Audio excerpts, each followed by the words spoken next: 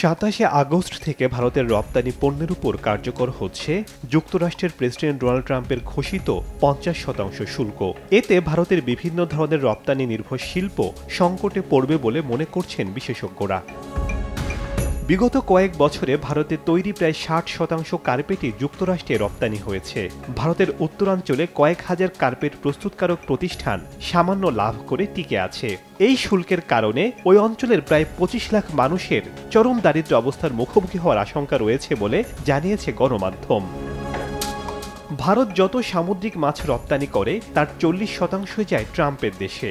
বছরে প্রায় 60,000 কোটি টাকার সামুদ্রিক মাছ দেশটিতে রপ্তানি করে ভারত। এর মধ্যে সবচেয়ে বেশি রপ্তানি হয় চিংড়ি। জহরত এবং পাথর বসানো গয়না শিল্প সংকটে পড়বে। 2024-25 অর্থ বছরে দেশটিতে 83,000 কোটি টাকার জহরত এবং পাথর বসানো গয়না রপ্তানি করেছে ভারত।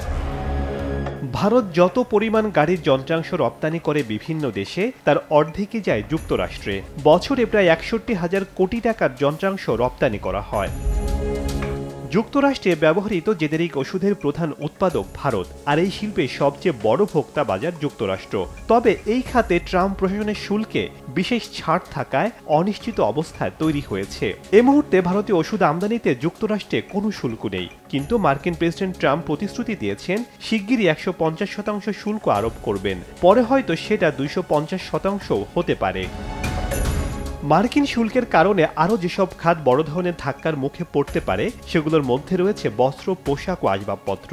এগুলো ভারতের সবচেয়ে দাবি খাত না হলেও এসব খাতে লাখ লাখ মানুষ কাজ করে। সংকটের সময় এগুলোর উপার্জিত শত শত কোটি ডলার ভারতের আর্থিক অবস্থাকে শক্ত রেখেছে।